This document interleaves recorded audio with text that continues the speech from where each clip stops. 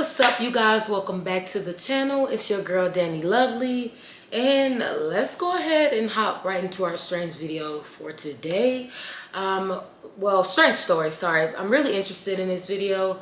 I want to go ahead and see what happened here, what's going on. So I'm not going to hold you guys too long with the intro because you know your girl can talk. So let's go ahead and get into this video. Today, I have something very special to share with you. One of my former teammates from back when I was a Navy SEAL has one of the most insane stories you will ever hear. And recently, he gave me permission to share it. In June of 2011, I had just failed a very stressful and anxiety-inducing underwater test as part of Navy SEAL training. And after I failed this test, my instructor told me to get out of the pool and go over to the corner with the other failures. And so I made my way to the edge of the pool, I climbed out, and I sulked my way to the corner where I saw my other classmates who had met a similar fate on this test. They were all sitting in the corner with their backs to the pool in neat rows. And so I was totally gassed from this test. And so when I sat down, I started dramatically breathing really loud and heaving my chest up and down to show off just how hard my test had been. And about 2 seconds into this ridiculous performance of mine, one of my other classmates who had been sitting in the corner when I showed up, a big 18-year-old kid from Wisconsin named Ephraim Matos, he immediately turned around and made eye contact with me, and through gritted teeth he just goes, "Shut up! Everybody here is in pain." And then he turned back around. And immediately, I was actually really mad at him because he just totally publicly dimed me out in front of my other classmates. But then You just took that? You ain't say nothing? Oh no. Then it dawned on me, he was right. The job we were trying out for, Navy SEAL, they're not looking for people who just feel bad for themselves all the time. And so I never forgot the lesson Ephraim Matos taught me on the pool deck that day. And I, along with everybody else in the SEAL teams, never forgot the totally insane thing that Ephraim Matos did 5 years later that was picked up by virtually every major news network at the time. Back in 2012, so about a year after our exchange on the pool deck, Ephraim and I graduated and became Navy SEALs. I was assigned to an East Coast SEAL team and he was assigned to a West Coast one. And over the next 5 years, I never saw the guy until I saw him on TV. It was mid-June 2017, and I was on base in Virginia in an office full of other Navy SEALs, and we were wrapping up for the day. I was closing my email and powering down my computer, and I noticed my phone that was sitting on the table suddenly started lighting up with all these text messages from current and former teammates. And so I grabbed my phone, and all the messages said the same thing: turn on the news. And so in this office we were in, there was always a TV that was turned to the news sitting in the corner that was on mute. And so I turned to look at this TV, and on the TV from a distance, all I can see is breaking news and Middle East. And so given our profession, news like that tended to have a direct impact on our day-to-day lives. And so I assumed all these text messages must be about whatever happened in the Middle East. And so I get up, I walk over, I grab the remote, and on my walk back to my seat, I'm turning the volume up, and everybody else in the room is turning around to watch the TV as well. And we start hearing the TV reporters talking about this group of American civilians that had gone to Iraq and taken up arms against the terrorist organization ISIS. And so as they're talking about this group of American civilians, they put on the screen an image of one of these Americans. It was this big bearded guy in his mid-20s carrying an AK-47 rifle standing behind a tank somewhere in the Middle East. And as soon as I saw that picture, I knew right away why I had gotten that flurry of text messages from current and former teammates. It's because we all know this guy.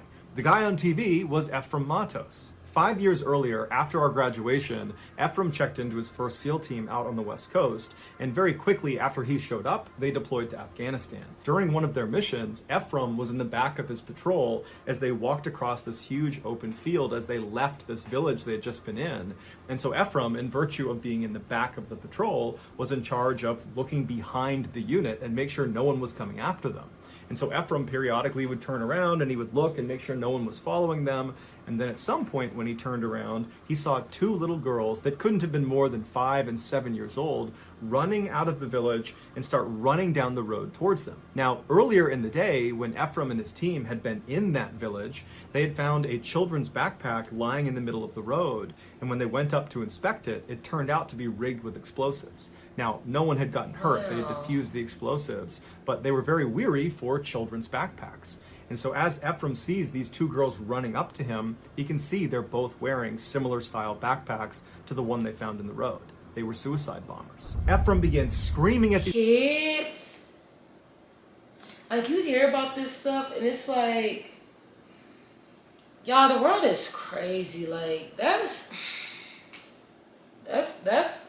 involving kids in adult conflict. Like, this world is crazy. Like, I just won't ever understand it. Like, it's just crazy. It's messed up. These girls to stop, go back, don't come any closer, or I'll have to shoot at you. But he could tell they weren't stopping. They were just running up the road. He could see there were tears coming down their face. They were totally upset. Gosh. They were obviously innocent. They were young kids. They'd been put up to this by the Taliban. But Ephraim, because he was in the rear security of his patrol, he had to deal with them like they were threats. And so at some point when they wouldn't stop, he raised his rifle up, he flipped the gun off safe, and he put his reticle right on one of the girls, and he began applying pressure to his trigger. But right as he was about to squeeze and fire a shot, the girls just abruptly stopped. It's like they knew they were about to be shot.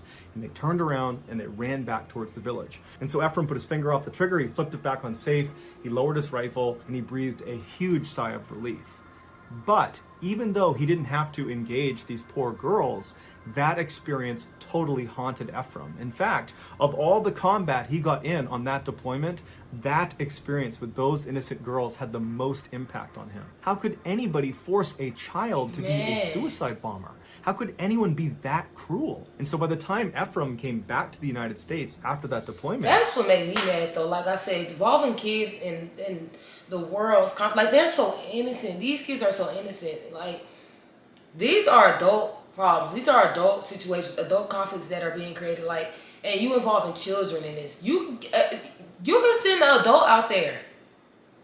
Like, if you're going to be using people like that, why would you use some innocent kids? Like I said, I just won't ever understand it. Like, there's no way you could flip it, toss it, like, present it. Like, no, it's just unacceptable. Like, that's crazy. Like, and that's why those people be having PTSD after those deployments and stuff like that. Like, man, they be wondering, man, look. He had changed. That experience specifically had changed him. Even though he believed in the U.S. government's mission over in Afghanistan and in the Middle East, he felt like he could be doing more for these poor innocent people that were just trapped inside of conflict zones like these two little girls. And so over the next few years, he began looking at different conflict zones all over the world where civilians were in the most danger. And he discovered there was one place that was killing and exploiting civilians at an unprecedented rate. And that place was Iraq, where a new terrorist organization had taken power called ISIS. So in early 2017, when Ephraim's Navy contract ran out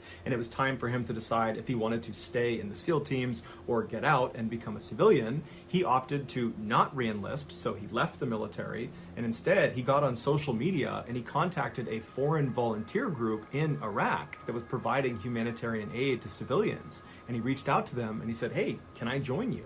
And of course they said, "Yes, we'd love to have a Navy SEAL come out and support us." And so just a couple of days later, Ephraim sold his house, he packed up a bag of clothes and a backpack, he grabbed his passport, and he hopped on a plane and he flew to northern Iraq all by himself. Now, before we continue the rest of the story, you need to understand just how bold this move was by Ephraim.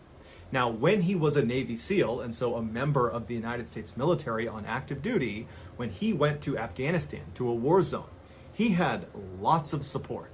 If his team got pinned down by the enemy, they could call in an airstrike or they could call in backup. If Ephraim got hurt on the battlefield or his teammates got hurt on the battlefield, they could call in special medical teams that would fly in virtually any condition to come save them. And if Ephraim got captured by the enemy, you better believe America is coming for him. But in this case, Ephraim went to a war zone as a civilian. He was not in the U.S. military, so he didn't have any of that support. If he or his team got pinned down out in Iraq, they would either have to fight their way out or get killed or captured. If he or one of his new teammates from this volunteer group got hurt, they would have to either save themselves or get killed or captured. And if Ephraim got captured as a civilian, nobody's coming for him. Nobody even knows he's been captured. He is completely on his own. But Ephraim knew these risks. In fact, he knew them better than most people because he had already deployed to a war zone and saw how important it was to have a support infrastructure. So when he flew to Iraq as a civilian, he knew he was hanging it out there, but he just didn't care. He felt like he had a mission to go help these innocent people because nobody else was. When he arrived in Iraq in March of 2017, he was met at the airport by one of the guys from this volunteer group Ephraim was going out to join. He was a very muscular, tattooed American in his mid-30s who introduced himself as Sky, and he said he had been a Marine, and while he was in the Marines, he had deployed to Iraq, so he was familiar with the area. The pair hopped in a vehicle, and Sky drove them to the volunteer group's safe house in the city, where Ephraim got a chance to meet the leader of this group. It was a tough-as-nails former Army Special Forces guy in his mid-50s named Dave. And Dave, for the past several decades, had been going out to conflict zones all over the world, and he would tell Ephraim that the worst atrocities he had seen committed against civilians in any of these places was where they were right now, in Iraq, at the hands of ISIS. A few days later, Ephraim, Sky, Dave, and a few other American volunteers loaded up into this convoy made up of armored ambulances, and they left the city and they headed west into the countryside towards a huge city called Mosul that 3 years earlier had been captured by ISIS. On their journey towards the city, Ephraim and the others had to pass through a number of military checkpoints. Now, most of these checkpoints were stood up by their ally, the Iraqi army. But Ephraim and the others knew that they might stumble upon an ISIS checkpoint, and in virtue of all of them being pale-skinned Americans, they would instantly be recognized as the enemy and fired upon. So every time they slowed down for one of these checkpoints, Ephraim and the others would clutch their guns closely and mentally prepare themselves for a potential vicious close-quarters fight to the death. But luckily, they managed to go the entire distance all the way to the outskirts of Mosul without any checkpoint drama. And once they got there, they linked up with an Iraqi army unit that the leader of this volunteer group, Dave, had a relationship with. Over the first month that Ephraim was in country, he worked with this Iraqi army unit to help distribute food and provide medical care to civilians in and around Mosul. Then, in month 2 of his stay in Iraq, everything changed. Iraqi decision makers decided it was finally time to retake Mosul from ISIS. This was a huge military movement that required several units to work together and would take several weeks. The main Iraqi army was going to push inside of the city limits of Mosul and inch by inch reclaim territory from ISIS, while the army unit that Ephraim and his volunteer group had embedded with would be responsible for reclaiming some of the villages around Mosul that ISIS had occupied. And so suddenly, Ephraim and the rest of his volunteer group went from being humanitarian aid workers to having a direct frontline combat role with the Iraqi army. And in his first civilian combat experience, Ephraim ran across an active minefield towards this village that was occupied by ISIS. And after nearly being blown up at least 2 times, Ephraim finally made it to this village, and he began going house to house with the other volunteers, clearing them of ISIS fighters. And in one instance that he has on camera, he entered into this structure and he saw there were guns on the ground, and they looked around and they couldn't find any ISIS fighters inside, but they noticed on the ground there was a piece of plywood. They moved it aside and it revealed this huge hole that led down into the ground, and this hole connected to a huge underground tunnel system that ISIS used to escape gunfights just like this one. And so Ephraim and Dave, who was with him, just hopped right down into the tunnel. They didn't have night vision, they didn't have backup, just the two of them start running down this totally pitch black tunnel, periodically throwing grenades ahead of them in case there are ISIS fighters ahead of them. And at some point, after running for quite a while, just getting ready to come in contact with their adversaries, they reach this big, high-ceilinged cavern that's a dead end. And they're looking around thinking, okay, I guess no one ran in here. But before they turned around and left the tunnel system, they looked up with their lights and they saw high up on the wall, dug into the wall, was another entrance to another tunnel. It looked like there needed to be a ladder to get up to this additional tunnel entrance. And so Ephraim and Dave look at each other and they're thinking, I bet ISIS fighters ran down here, there was a ladder, they climbed up and went in that entrance and then pulled the ladder up so we can't follow them. And so Ephraim and Dave couldn't do anything about it. They decided, okay, well, we'll just go out and we'll tell the Iraqi army and see what they want to do. So Ephraim and Dave, they leave this tunnel system, they go back outside, they tell the Iraqi army, and the Iraqi army brings in a bulldozer and they fill in that entrance they had found inside of the house, completely seal it up so nobody could go in or get out. And then later that night, after that village had been cleared of all ISIS fighters, they began hearing muffled explosions underground near where this entrance to the tunnel was. And what it turned out to be was ISIS fighters that realized they had been buried alive. They had snuck down there. They had used a ladder to get up into that crawl space. But when they realized they were doomed, they blew themselves up. For the next month, Ephraim and the Iraqi army unit that he and his volunteers were working with continued to periodically get into small skirmishes with ISIS in these villages outside of Mosul, but the majority of their time was spent providing humanitarian aid and medical care to civilians in the area. Then in May, their mission changed again. The other Iraqi army units that had been sent directly into Mosul a month earlier to maybe I'm missing something here, but one of my questions is, now, I know basically when you join in the military, that's like you are legally allowed to kill people, you know, for whatever mission that they send you on. But he said he got out of the military and then he, you know, joined, you know, the Iraqi army to help these civilians and stuff like that. But at this point, he's a civilian. You know, I know he's a civilian because he's out of the military, but I get it, he's trying to help other civilians, but he's a civilian at this point, involving himself in this fight and killing people. Like, is that legal? Like, how does that work?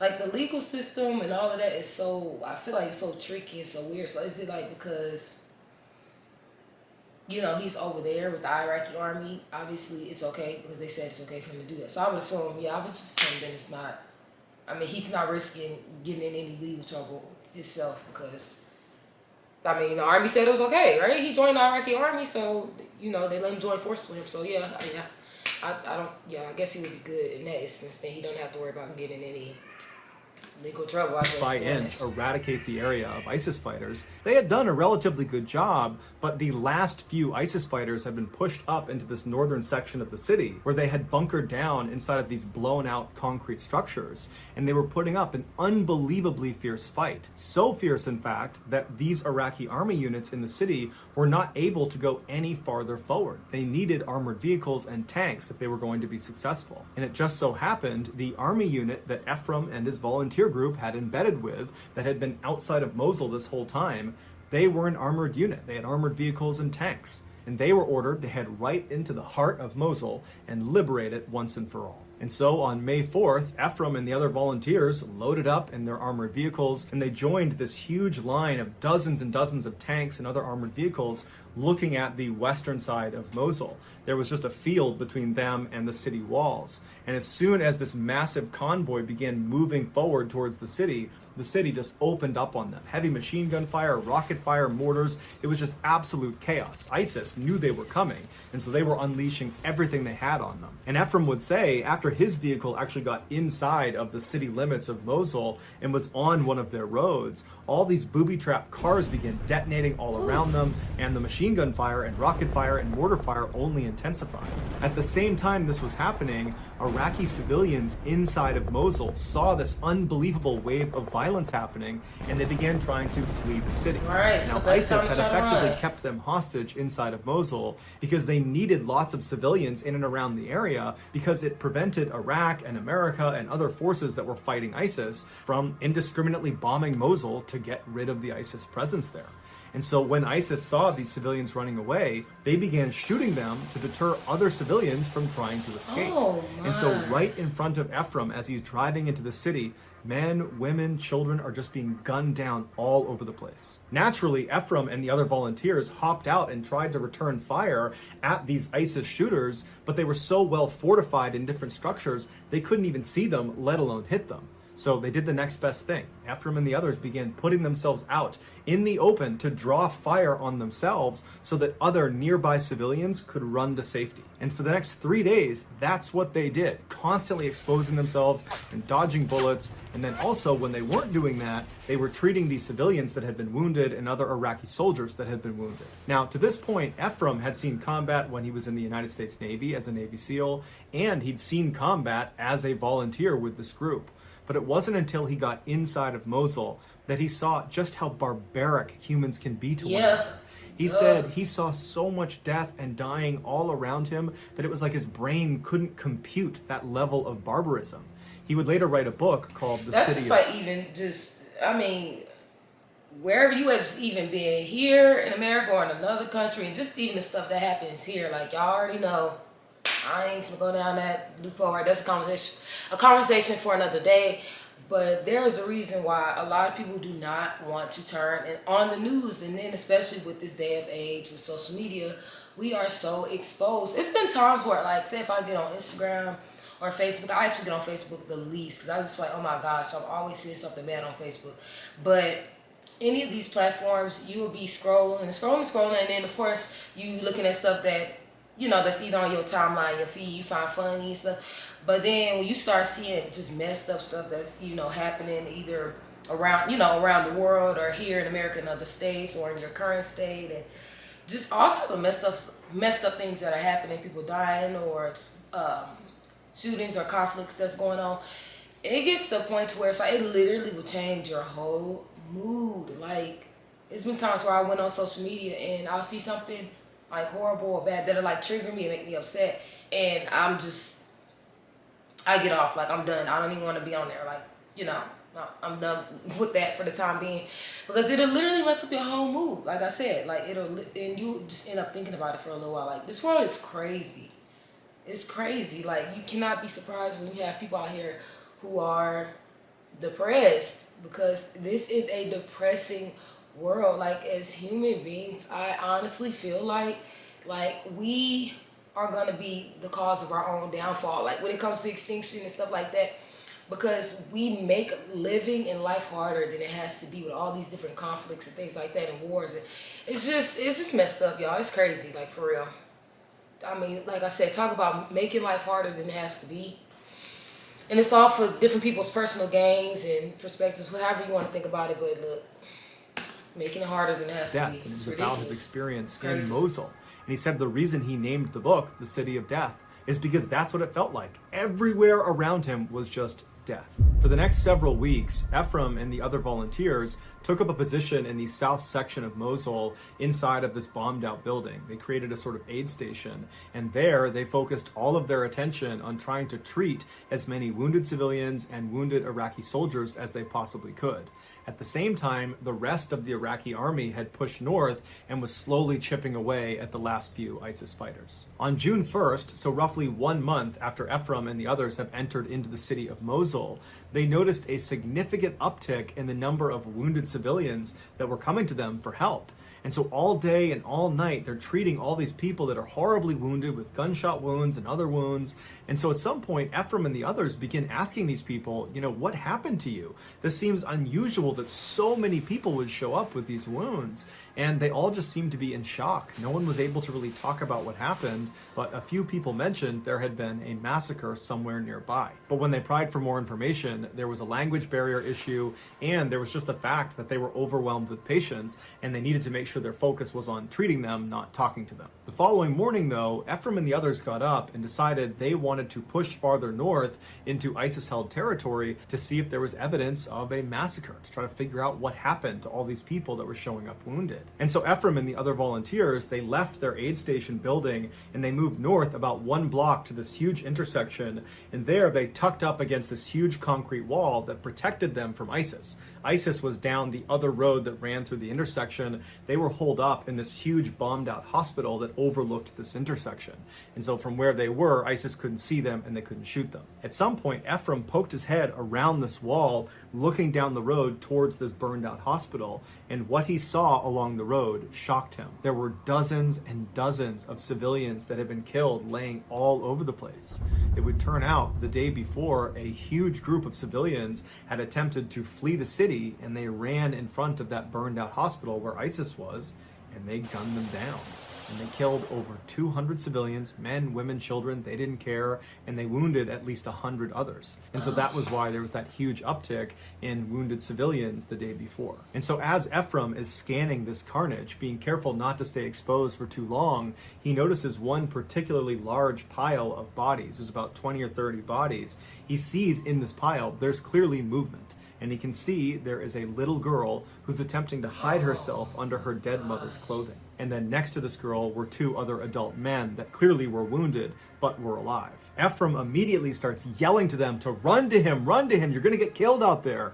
But the three of them were completely shell-shocked. Scared. For the past 24 hours, they had been laying inside of this pile of bodies. And so they were not gonna be able to move on their own. And so Ephraim realized unless they did something to get them out of there, they were going to die. So Ephraim and the others ran back to their Iraqi army counterparts, and they got them to sign off on a rescue mission. And their plan was they would have one of the Iraqi tanks drive down that road straight towards that hospital where all the ISIS fighters were, and right behind the tank would be an Iraqi Humvee, inside of which would be Ephraim and the other volunteers. And so they would go straight down the road, the tank would serve as a sort of shield for the Humvee, and after the tank passed the pile of dead bodies, the Humvee would be lined up right next to it. Ephraim and the others would hop out, they'd grab the girl and the two other men, pull them back in the Humvees, and then the two vehicles would back up to safety. Once this plan was in place, Ephraim and Dave and the other volunteers contacted the American military in the area, and they got them to authorize a smokescreen. They would fire artillery shells with airburst smoke grenades that would obscure the view of the ISIS fighters in the hospital. They wouldn't actually be able to see the tank or the Humvee or this rescue operation taking place right in front of them. And so shortly after these plans are totally finalized and Ephraim and the others are loading up in the Humvee and they're getting in position to turn that corner and begin this operation, the driver of the Humvee says, you know what? I don't want to do this anymore. It's not safe. I'm not willing to do it. Ephraim and the other volunteers tried to convince him to still do the operation because they didn't have time to get a replacement Humvee, and they had already coordinated with the American artillery units that were going to be firing these shells at a certain time, and so they really didn't have an opportunity to do this operation again if this guy backed out. Not to mention, if they didn't get out there quickly, these three people were going to die anyways. And so finally, when Ephraim realized this driver was not going to budge, he was not going to go in this operation, Ephraim and the others got out of the Humvee and they walked up to the tank driver and they asked him, are you still prepared to go on this rescue operation? And he said he was. And so even though if they went through with this mission, it would mean Ephraim and the others would be on foot behind the tank, completely exposed, they were still totally down for doing it. In fact, Ephraim would say at no point did they consider canceling the mission. They were so focused on saving these three people that they were prepared to sacrifice themselves to do it. You know what? And kudos to them as well, because that's three people. I mean, anybody else could have probably been like, oh, that's just three people. Like, we're not going to risk we're not going to risk the people that we have for three people. And we already saved a whole bunch more that's back there. It's not like it's a bunch of people. So kudos to them. Like, their lives still matter, even though it's just three people. Like, they still trying to save them, Closed his hatch. Ephraim and the others got behind the tank. They turned that corner so they're facing the hospital. And then a couple minutes later, as planned, American artillery launched these airburst smoke grenades that totally obscured ISIS's view. And as soon as those smoke clouds were in the air, ISIS came out and just started firing randomly straight down in the general direction of where this tank was. They couldn't really see the tank. They had no way of knowing what they were doing out there. They just knew something was going on. And so meanwhile, Ephraim and the others are tucked up behind this tank as it's slow rolling in, as rounds are impacting all around them, mortars start landing all around them, and it turns out there were other ISIS fighters, not just directly ahead of them in the hospital, but also off to their side in other buildings. So they were getting hit from two directions. Ephraim remembers, as he was behind this tank trying to stay as small as he could, he began dry heaving because he was so terrified. He was completely convinced he was going to die that day. Eventually, the tank made its way just past this pile of bodies, and at that point, Ephraim actually stepped out and fired back towards ISIS in the hospital and over towards the berm to provide some cover fire, while Dave and another volunteer ran over and pulled the girl and the other two men out of the pile and behind the tank. The girl and one of the men were okay. They were not badly physically hurt, but the other man was badly hurt and he couldn't walk. And so thinking quickly, Ephraim and his team found a piece of sheet metal on the ground behind this tank, and they rolled him onto it and used it like a stretcher and began dragging him as the tank began moving in reverse. And so as bullets are still flying all around them, rockets are landing next to them, they're moving, they're making good progress, when the wounded man slips off of the sled and he lands right in the tracks of where this tank is going to go. And for a variety of reasons, Ephraim and the others had no way of communicating with the tank driver. So the tank driver is just going to keep on moving and he's going to run over this injured man who can't go anywhere. And so thinking quickly, Ephraim leaps down, he grabs the injured guy, and he rolls with him out of the way of the tracks right as it goes past him. But now Ephraim and this wounded man are outside the protection of the tank, and rounds start impacting all around them. The smoke screen at this point is pretty much cleared, and so ISIS sees them. And Ephraim at this point makes a heartbreaking decision. He looks at this guy who he knows cannot move himself. He's badly wounded. He makes eye contact with him. He holds his hand, and Ephraim just shakes his head and says, "I'm sorry," because he knew he couldn't move him fast enough behind the tank before both of them got shot, and he couldn't throw him on his back in time before both of them got shot. And so he had to leave him. And so Ephraim jumped up, he leapt behind the tank right as a volley of fire hit right where he had been standing, and then Ephraim and the others continued moving back. That wounded man would go on to be killed by ISIS. Only a few moments after Ephraim was back behind the relative safety of the tank, he suddenly fell to the ground and felt a pain in his right leg. He had been shot through the leg. But where he fell was right in line with where one of these tank treads were coming. But again, they can't talk to this tank, so they can't stop the tank from running him over. And so a surge of adrenaline came over Ephraim, and he leapt up onto his feet and just continued hobbling behind the tank despite this gaping hole in his leg. Eventually, they made it all the way back to that intersection where they had started, but the only way they could get back down the alleyway to safety with the Iraqi army was to run across a small segment of this street. Basically, you needed to be exposed for just a second running across. But at this point, the smoke screen was gone. ISIS knew exactly where they were, and they were waiting for them to pop out from behind that tank. And so Ephraim and the other volunteers are screaming across this gap in the road towards the Iraqi army to get them to send an armored vehicle across this road, pick us up, and bring us back across. We can't run across this gap without getting shot. But because of the chaos and the noise, the tank is firing, there's mortars, there's rockets, there's gunfire, it's crazy. The message was just not received. And so in a sudden fit of madness and frustration... They don't have no walkie-talkies. And fear and all sorts of things, Ephraim just runs across the street. And he gets to the other side miraculously without being hit again. And there he tells the Iraqi army, send an armored Humvee across this gap, get the girl, get the guy, get the rest of the volunteers, save them. Seconds later, an armored Humvee crossed that gap. They picked them up and brought them back. And at this point, Ephraim is now lying on the ground behind that concrete wall. So he's relatively safe, and he's getting his leg bandaged up. And he remembers when the girl and the guy were brought out and they were safe and alive, the Iraqi army erupted in cheers. It was this unbelievably happy moment in an absolutely tragic, horrible time. The Iraqis would transport Ephraim in an armored ambulance to an aid station south of where this intersection was, and there they would put him on a cot, and a doctor would rebandage his leg, and then he would walk away. And so Ephraim is left inside of this room to kind of think about what had just happened, and he looked over to his left, and just 2 beds over from him was the girl he had just nearly died saving. And she was sitting on her cot. She wasn't looking at him. She was looking straight ahead. Her dark hair was matted down, and she was just kind of staring into nothingness. It was clear she was still in shock, but she did look relatively unhurt. And then at some point, another Iraqi doctor came over and gave her some food and water, and she ate and drank ferociously. Ephraim just stared at her in awe. At that moment, she was the most important thing in his life.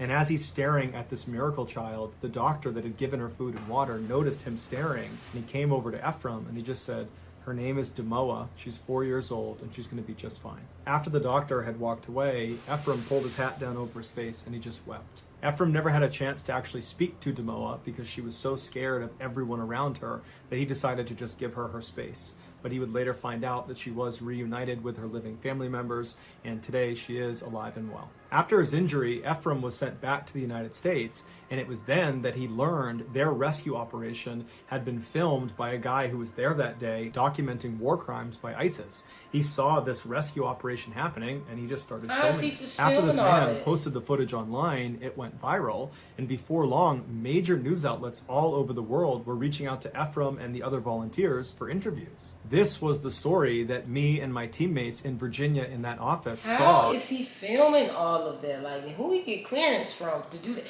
Like, with all of that going on, how do you film? Like, how do you even stay calm or even think to film?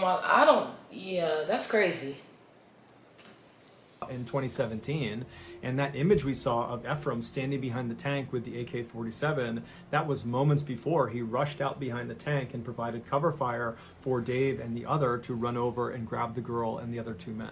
The gunshot wound that Ephraim sustained in his leg wound up being relatively minor, if you consider gunshot wounds to be minor. Right. It did not hit an artery and it did not shatter his bone. And so after only a few months, he was more or less back to strength, and instead of just taking it easy, he was in another conflict zone in Burma, this time working with a new volunteer organization, one that he founded called Stronghold Rescue and Relief. And their mission is to protect and care for families in conflict zones. Their motto is, "The only thing necessary for the triumph of evil is for good men to do nothing." Despite being a very small organization, they are having enormous impacts all over the world, but they need our help. They rely on a small army of people who pitch in small donations every month to keep operations flowing. So that's going to do it, guys. If you got something out of today's video and you haven't done this already, today I have some... Okay, you guys, that's our strange story for today. That's crazy. Like, you hear about those stories from time to time. I mean, I'm sure a lot of us have heard about the stories of what goes on in Iraq and stuff like that. I mean, even especially if you even have family members that's been in the military, and they may tell you some stories, or you may hear some stories or stories from their friends in the military.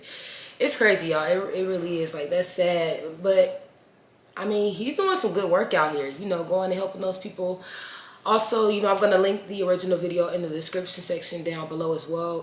Go ahead and head over to Mr. Ballin YouTube channel and check that out as well, because I think he has like a link to like check that out, like donate for the little organization that Ephraim has going on as well too. But again, yeah, that's it for today's strange video. Thank you guys for watching, and again, don't forget, I post Monday through Friday, and for specific uploads, just check that down in the description section below as well. And you guys already know, I will see you guys again tomorrow. Bye.